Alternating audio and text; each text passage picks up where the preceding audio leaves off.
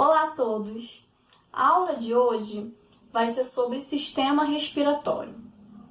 Só para relembrar, a gente já sabe que os sistemas são constituídos por diversos órgãos e que esses órgãos são constituídos por diversos tecidos. A gente já sabe disso, a gente já sabe os níveis de organização do corpo humano. Então, a gente vai começar a falar do sistema respiratório.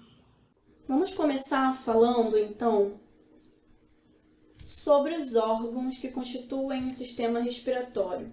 Desde o momento em que o ar entra no nosso corpo, até o momento em que ele chega nos pulmões e lá acontece a troca gasosa. O ar entra no nosso corpo pelas fossas nasais. Então, o ar entra pelo nariz, cai nas fossas nasais. Depois passa pela faringe, depois pela laringe, depois pela traqueia. O ar é dividido então pelos dois brônquios.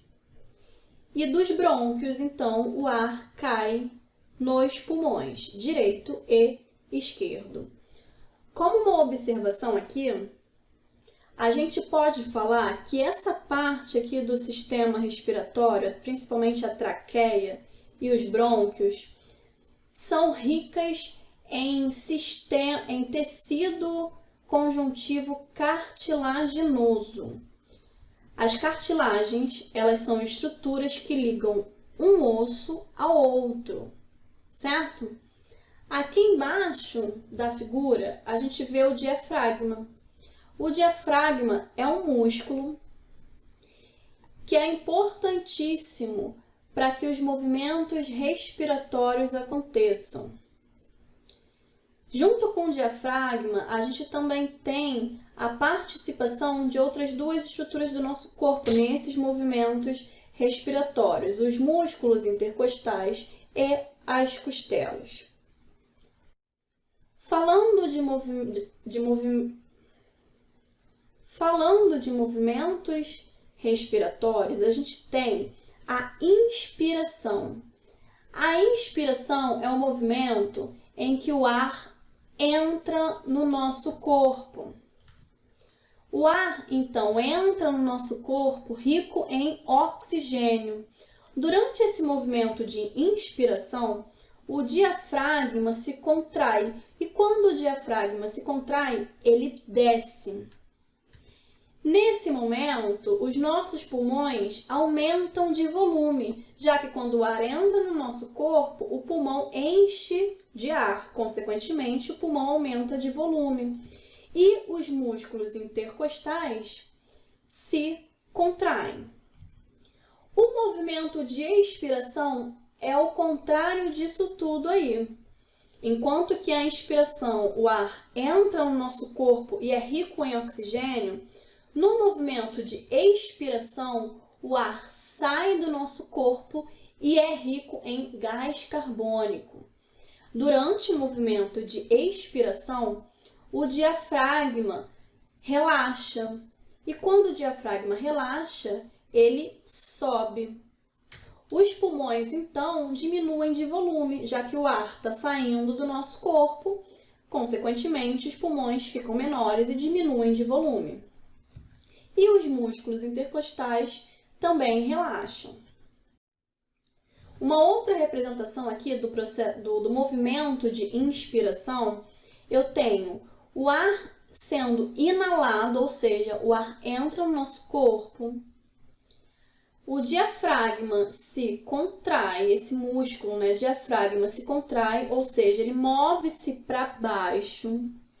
As costelas, que também estão envolvidas nesse movimento respiratório, as costelas se elevam, as costelas sobem e os músculos intercostais se contraem. Já no movimento de expiração, o ar é exalado, ou seja, o ar sai do nosso corpo. O diafragma relaxa e quando o diafragma relaxa, ele move-se para cima.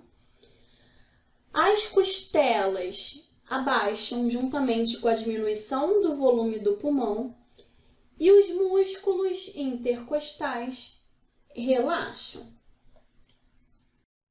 Só para ilustrar, gente, esses movimentos respiratórios, ó, na inspiração, o ar entra no nosso corpo, esse ar é rico em oxigênio. Ó, quando a gente faz com que o ar entre no nosso corpo, lembrando que a respiração, ela precisa ser feita movimentando, ó, a barriga. Então, quando a gente inspira, a nossa barriga aumentou. Isso que a nossa barriga aumentou, o diafragma se contraiu. E quando o diafragma se contrai, ele vai para baixo. Quando a gente inspira, o ar entra no pulmão. Se o ar entra no pulmão, o pulmão fica mais cheio, por isso que ele aumenta de volume. E nisso que o pulmão aumenta de volume, o tórax também aumenta de volume, porque ó, o tórax aumentou de volume, então as costelas subiram. E os músculos intercostais, eles ficam aqui nas nossas costas. Quando a gente inspira, olha o movimento que as costas fazem, ó. Perceberam que isso aqui vai para trás? O que significa dizer que os músculos intercostais, eles se contraem. Já no movimento de expiração, ó, o ar sai do nosso corpo. Quando o ar sai do nosso corpo, o diafragma relaxa. Então, o diafragma sobe. O nosso pulmão é esvaziado. Então, o volume do pulmão diminui. Consequentemente, as costelas vão para baixo. E os músculos intercostais relaxam. Ó. Os músculos intercostais relaxaram. Então, é isso que acontece nos movimentos de respiração. Como é que é, então, lá dentro dos pulmões?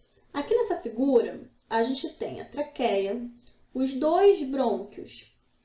Cada brônquio tem uma série de ramificações que ficam no interior dos pulmões.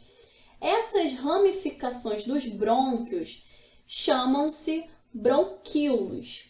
E na ponta de cada bronquíolo tem essas bolsas aqui. Essas bolsas se chamam alvéolos pulmonares.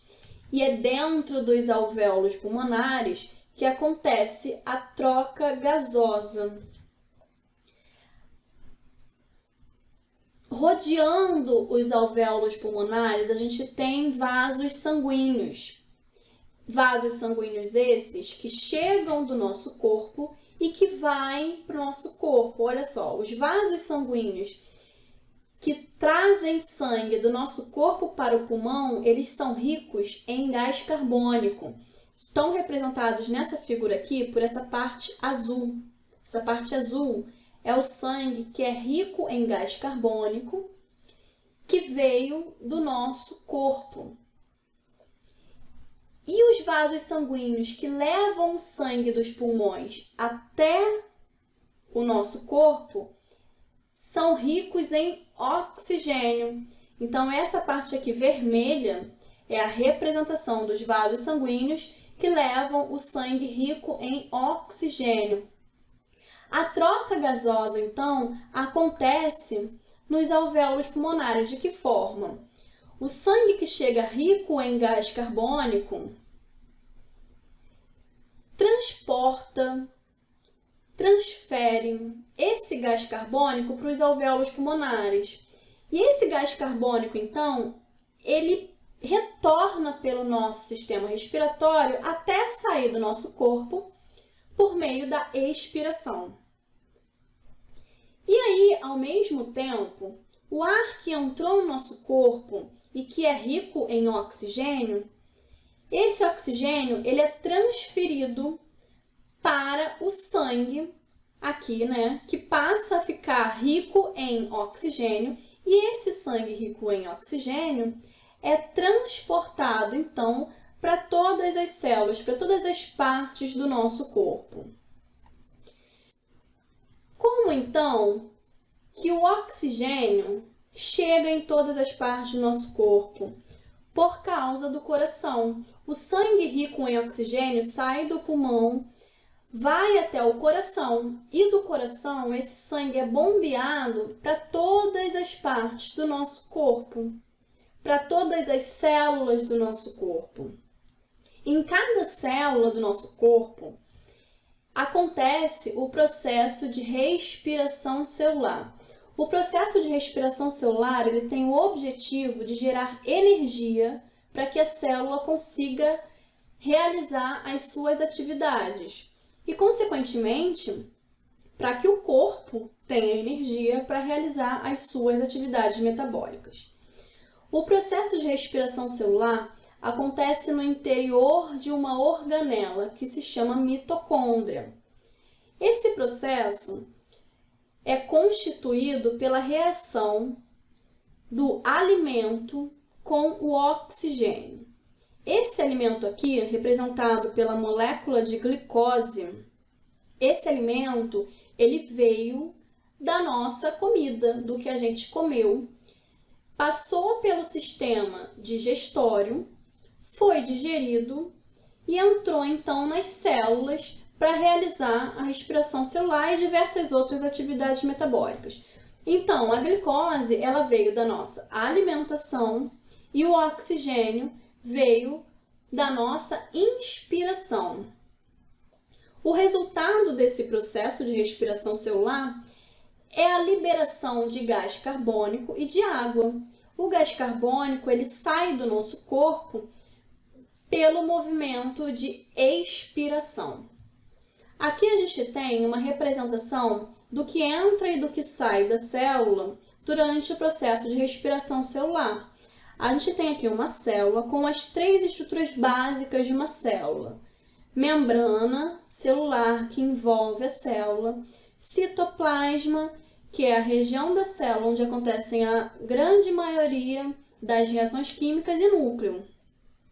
O oxigênio, então, que veio da inspiração, e os nutrientes que veio da nossa alimentação entram na célula. O processo de respiração celular, então, acontece resultando em energia.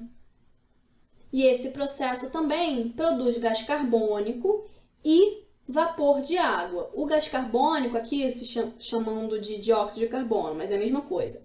O gás carbônico, então, sai da célula, cai no sistema circulatório, cai no nosso sangue e é levado até os pulmões para ser eliminado pela expiração. Então é isso, gente. Espero que vocês tenham gostado da aula e a gente se vê na próxima. Tchau, tchau!